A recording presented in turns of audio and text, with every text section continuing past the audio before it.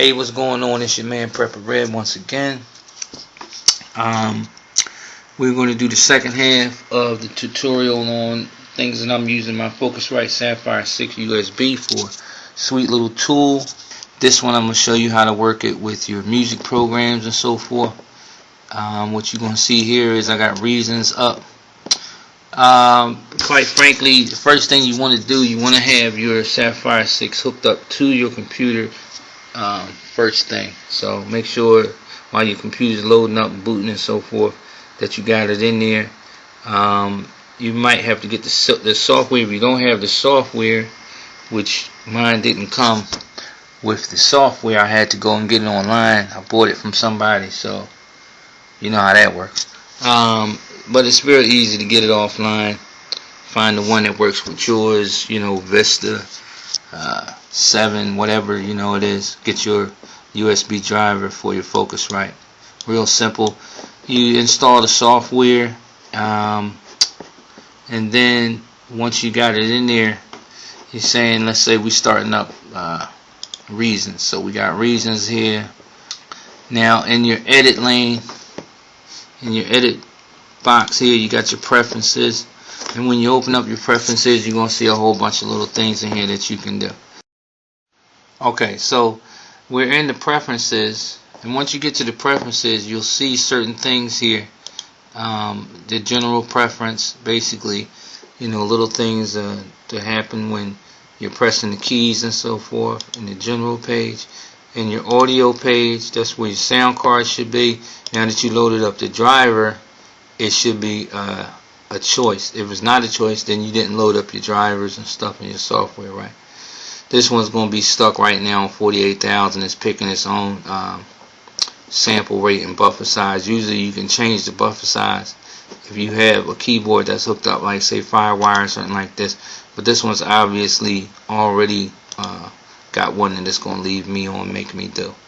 When you're using the Focusrite on a Midi type vibe, basically you get your keyboard, and which I got a keyboard here. It's just some old regular old bull crap that got a nice little Midi to it.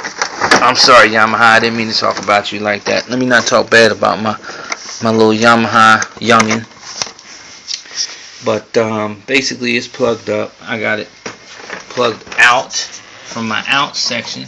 My out in the back of the keyboard. You put your output Midi to your in Midi on your Focusrite, so that it's your external Midi is controlling what's happening. When you're working with Midi, you got to know what's going out and what's going in. If you want to control something, your controller usually goes out, and the controllee, the one that's being controlled, is going in.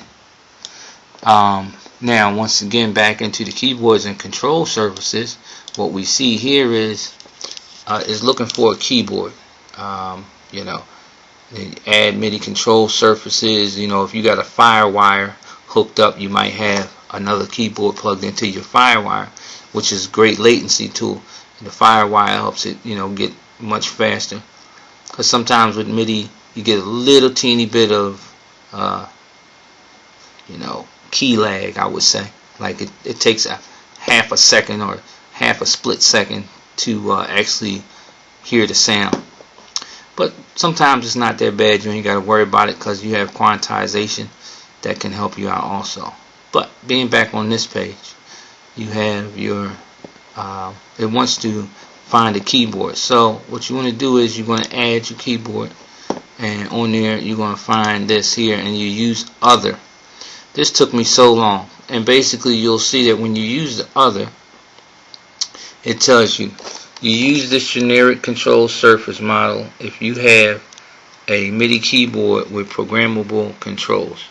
So if you have a MIDI keyboard that you're using, and you know you don't have software that goes into your computer that lets your computer know about that keyboard, such as what I have here with this old keyboard, it's just a little MIDI. That's all it is. So basically I'm using that, and when you click on that, it's gonna, when you click on your find button, all you got to do is press a button on your keyboard, and then it will find it like such. So you say find.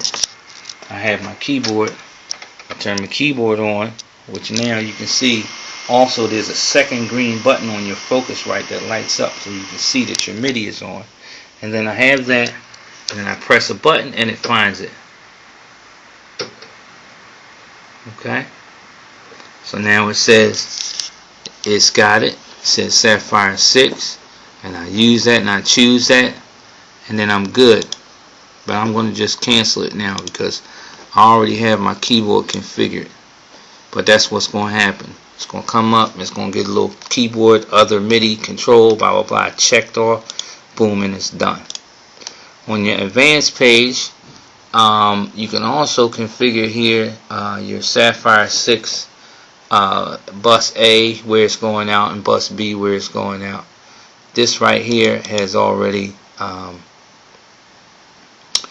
taken, it's made them go offline for some reason, I don't know why, but you know, either or, you can set your bus A and your bus B to your Saffire 6. Okay, so that's basically that. And then you can go in here now, because a lot of times people, what happened to me, I'll say, at the top here, this is what made it very confusing for me at first before I figured out that other page. If you go here to this advanced MIDI page, what you can do is you can configure these channels to actually you know, go towards whatever things that you have, whatever things that you created, whatever tools that you created. You can sit here and go into one of these and put that on there into that MIDI space. Now might be a little blurry, but you can put that onto that MIDI space, and then what happens is that's what is the keyboard is controlling from there. But you don't have to do that. That's not even necessary. All you had to do was go to that other page that I just showed you, edit, preferences, and go to the keyboard stuff. Once again, I'll show you real quick. Edit, preferences. We got our advanced, we got our keyboards and control surfaces, and basically that's all you need to set up. Because once you did that, once you click in the lane of whatever you're going to use, like say this mouse drum, I'm clicking this lane now. So now it's going to play my mouse drum.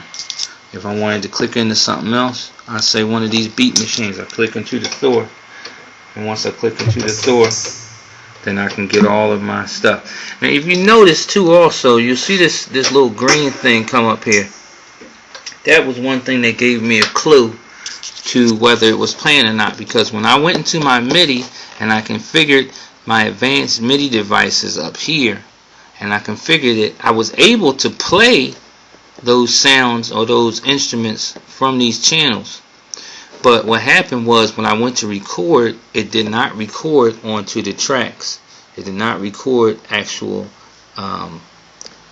you know, notes that I had put onto the track. I was playing it, I was pushing record, and it wasn't recording. So make sure that you have your MIDI controller plugged up to your Saffire 6, and then you have your Saffire 6 wired to your Reasons or whatever, and then you can play it from there.